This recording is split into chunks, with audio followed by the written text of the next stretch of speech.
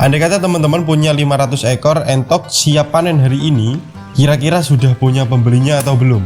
Karena faktanya banyak peternak yang sukses di kandang tapi gagal di penjualan. Dan di video kali ini saya akan bongkar cara supaya entok kalian cepat laku bahkan sebelum panen. Simak sampai akhir karena di bagian akhir ada strategi sederhana yang sering diremehkan tapi hasilnya luar biasa.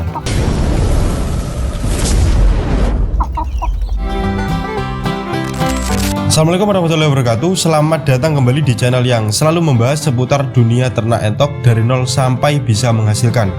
Semoga teman-teman semua selalu sehat dan dimudahkan rezekinya. Teman-teman, jujur saja, dulu saya juga pernah di posisi yang sama. Sudah capek merawat entok berbulan-bulan, tapi pas panen bingung mau jual ke siapa. Akhirnya dijual murah, bahkan kadang rugi. Dan ternyata masalahnya bukan di ternaknya teman-teman, tetapi di strategi pemasarannya atau penjualannya. Nah, di video kali ini kita akan membahas jenis entok yang paling mudah dijual, kesalahan terbesar peternak, dan cara mendapatkan pembeli besar tanpa keliling cari orang. Jadi pastikan kalian nonton sampai selesai. Teman-teman, dalam berternak entok itu sebenarnya tidak cuma satu jenis. Dan yang paling penting karena di setiap jenis punya pasarnya masing-masing. Yang pertama adalah entok lokal. Ini yang paling umum dan paling cepat laku karena banyak dipakai untuk konsumsi.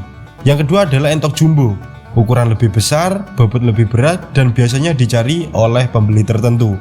Dan yang ketiga, ini yang menarik, yaitu entok superan. Ini hasil dari persilangan antara jantan jumbo dan betina lokal.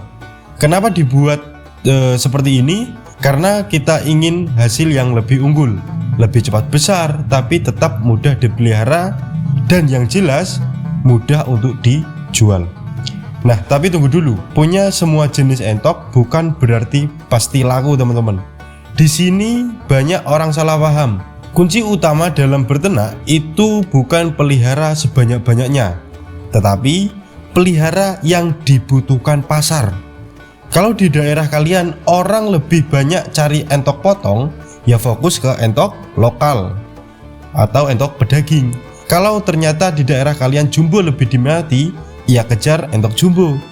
Nah, seperti itu teman-teman. Kalau ternyata di daerah kalian ada yang minat entok hias, ya jual entok hias. Nah, seperti itu teman-teman. Jadi kita melihat dulu minat di daerah kita seperti apa. Jangan sampai kalian pelihara sesuatu yang tidak dicari orang, karena ujungnya cuma satu, susah untuk penjualannya.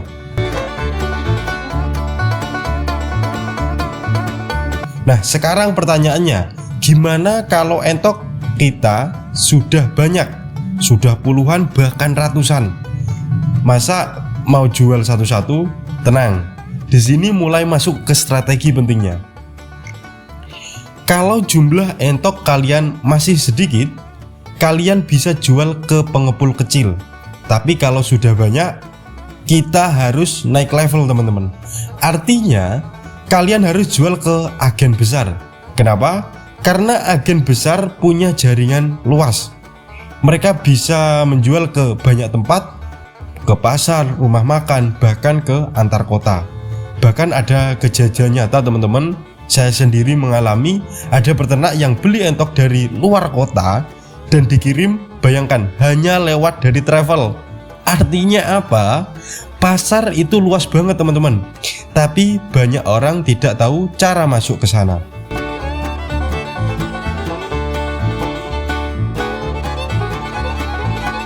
Nah, ini bagian yang paling penting teman-teman.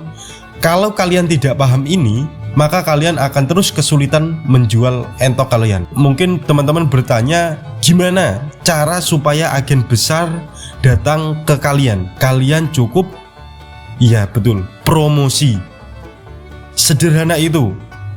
Kalian bisa mulai dari foto entok kalian, video singkat di kandang, tunjukkan jumlah dan kualitas entok kalian, lalu upload ke Facebook, YouTube, atau WhatsApp. Saran saya, teman-teman gabung ke grup WhatsApp.